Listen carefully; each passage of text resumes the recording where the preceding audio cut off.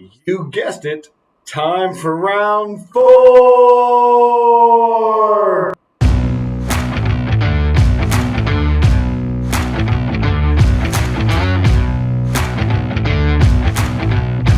Welcome back. Thanks for stopping by Two Hands and a Foot. Before we get started, though, go ahead and click that like button, click that subscribe button, click that notification bell, and then go ahead and share this with everybody you know and then some so we can get big on this. Now let's get into it. Yes, we're back to the book review on Make Your Bed, Little Things That Can Change your life and maybe the world. Again, still here we are with Eric Weeden. Weeden is still in tow for this entire book review, and we've got chapter 4, lesson 4, part 4, whatever you want to call it, ahead of us. So Weeden, go ahead and take it away. That's right, I'm back again. Chapter 4 of 10, so we got a little ways to go. Not quite halfway there. Chapter 4 was Life's Not Fair, Drive On. If you want to change the world, get over being a sugar cookie. I love it. So when you read the chapter, he goes into explaining what he means by being a sugar cookie. So in the SEALs training, if you make a mistake or at just the whims of the instructor, you get pulled and told to go become a sugar cookie, in which case in full fatigues, what you're going to wear all day, you go out into the surf, get all nice and wet, come back in, roll around in the sand, cover yourself like a sugar cookie covered in sugar. And that's how you live the rest of the day. The story he goes into for when it happened to him, the instructor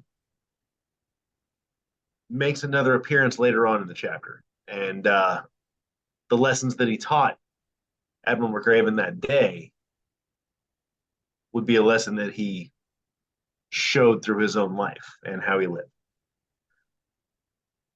So yeah, life's not fair. Sometimes you get picked out to be the sugar cookie. You and I have both been through military training. You don't have to mess up.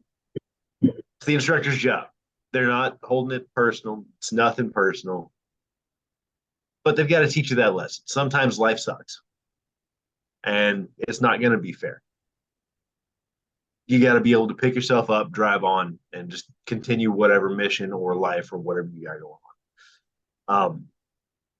So his instructor, later on in his career, he'd meet back up with him as a fellow member of a SEALs team. Mm-hmm. And that instructor was an avid cyclist. He was out every morning riding 30 miles. I love cycling too. 30 miles, that's pretty good. It's a pretty good trek. Doing that daily, that's a good workout. It's a lot of cardio. He gets out there on the coast out in California. He's out for his ride one day. He's got his head down, just getting right after it. Never saw the other cyclist on the path. Head-on collision, estimated speed of about 25 miles an hour. Doesn't sound like much, but you're not strapped into anything. You're going to go flying. It's not going to be a good day. Yeah, I mean, going at the same speed. So yeah. Exactly. Yeah, I mean, yeah, you're doubling that speed on impact. Yeah. The other cyclist gets up, dusts himself off, checks himself over, a few cuts, scrapes, bruises. Overall, he's okay. The instructor, unfortunately, couldn't get up. Paramedics arrive, they see to him, they get him all strapped down, take him to the hospital. They were hoping maybe they could get him walking again, but it wasn't to be. Been in a wheelchair, paralyzed from the waist down ever since. In that 35 years since that accident, between when that happened and this book was written, I'm sure it's been a little more than 35 years now, but not once did he stop and ask, why me? Why'd this happen to me? No, instead, he went on to become successful in another interest of his. He became a successful painter. Yeah. Had himself a little girl. Continues to drive on. He hosts the All SEAL Triathlon, I think it's called. Mm-hmm. Yep. Organize it, make sure it goes off without a hitch every year. So yeah, that day on the concrete, that was his sugar cookie day. So yeah, he gets up, metaphorically, dusts himself off, carries on with his life. It's an important lesson that everyone needs to take to heart. It's a lesson that I've learned multiple times. The earliest one that I got that I can remember, I was about 9 or 10, actually. Um, so when I was little, my dad drove an over-the-road truck my whole life. So I saw him a couple of days every couple of weeks. Still a great man. I don't hold it against him. He doing what he can do to provide for us, but he wasn't there, obviously. His profession took him out of the home, as ours does from time to time. Less frequently, but longer spans. But so the summer, thankfully it was the summer because I also had a little sister who had just been potty trained. Could not have even come close to helping out as much as I did if I also had to try and go to school. I'd have missed school or whatever. But that summer, my mom threw out her back. She's laid up on the couch for months, basically most of the summer. So yeah, when I was 10 years old, I lost my summer vacation because I stepped up, took over, and yeah, it sucked for my mom too. But neither of us were like, well, why is this happening to us? What we do? This ain't fair. None of that. Did what we had to do. I took care of my little sister. That's actually where I found my love for cooking, and now I instruct people to cook. So yeah, um, and I just see a whole lot of people these days that I don't think they ever got that lesson. I think what was reinforced was, well, that wasn't fair. That's not fair. Why isn't that fair? Why don't I have that? It's because you didn't dust yourself off when you failed or when you had a bad day. Doesn't even have to be anything you did. Life's not fair. The universe is not fair. The fact that we as human beings exist is staggering if you look at the odds. Yet every day we get up, we strive, we push forward no matter what life throws at us. As a species, we're still here. And it's tried to kill us a couple of times. This wonderful universe we live in. We always seem to bounce back. Indeed. I think individuals need to relearn that. I agree.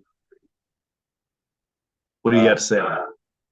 The thing that I think, to your point, is yes, there are times where we intentionally do something stupid and we have to pay for our mistakes. Yep. But the point of this chapter was there are things that are just going to happen. They're arbitrary. It's like throwing a dart at a map and guessing where it's going to land. Right. So it's in those moments that you have a decision to make. Yes, you can make your decisions ahead of time and try to prepare for things as best you can, but there are going to be times where it's just going to be literally not good. Right. And so you have two choices to make. One of two choices. You'll make one of two choices. One, you'll gripe and complain and moan about it and say it's not fair, or you'll dust yourself off and you'll drive through, and you'll take being a sugar cookie for however long it takes to be a sugar cookie. And so that's why I think that to your point, people don't understand the arbitrary nature of some things just happen. Yeah. And so once we get that out of the way, I think, I mean, it's amazing how the SEAL community has influenced our talk about this book. This book's about a retired Navy SEAL. Right. You mentioned Navy SEAL earlier. I'll mention one today, Jocko Willink. And his book, Extreme Ownership. We can blame even other people for other people doing things, or we can take ownership of our responsibility in that moment. And I think that kind of applies to this. It's an arbitrary thing. It's a lot of times it's not the fault of our own. Right. When you see, I mean, even doctors have done, there are studies out there that show that people with positive attitudes tend to recover quicker and better from diseases. Yes. Diseases are arbitrary. I don't think anyone's going to inject themselves with something that's going to cause them that they know they're going to get cancer or anything else like that. Right. So people, but doctors have produced studies that people with positive attitudes tend to get better, stay healthier longer, and recover quicker than those who don't. So I think that's that kind of a moment, a sugar cookie moment. It's happening, regardless of whether or not I want to. It's my responsibility to adjust my attitude and take it head on. And I think you hit it right on the point there. People need to be reminded of that. So yeah, I really enjoyed that chapter. Yeah, it was one of my favorites in the book. And there's a lot of good stuff in that book. That's still one of my standouts. And then to lighten it up, I mean, being a sugar cookie. I mean, right. I mean, I think every training has their version of that. I know when I went through basic, it was make it rain inside. God, that sucked. That was so horrible. It was even worse if they decided to turn the air conditioner on. Indeed. I mean, it's both of those things. And so to make it relatable, I like it. I like it a lot. I appreciate that. So awesome. Is that all you got? That's all I had on this one. All right. Well, it was a good chapter, but the point is pretty short and straight to it. So indeed. And I think it's probably one of the most important points in the book. Absolutely. So I'm glad we got it on. So we'll take that with us. So for those of you who are just now hopping onto this channel and saying we've got 3 other episodes that are previous to this, go ahead and watch them before you watch the next one, because that'll come out in a couple of days. Also, go ahead and go buy this book. I'm telling you, it's one to have on your shelf. It's one to be able to awesomely look back into and reference for things from time to time again.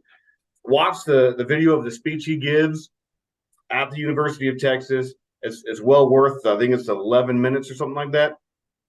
It's well worth your time watching. While you're at it and you're watching YouTube, go ahead, subscribe to the channel, share this channel with all of your friends on all of your social media outlets, and let's get this thing rolling. You can follow this channel on X, and we can cover ground on that avenue as well. Whedon, again, thanks for stopping by. We'll see you next time, right? Absolutely, Mac. Always a pleasure. And for the rest of you, we'll catch you on the flip side.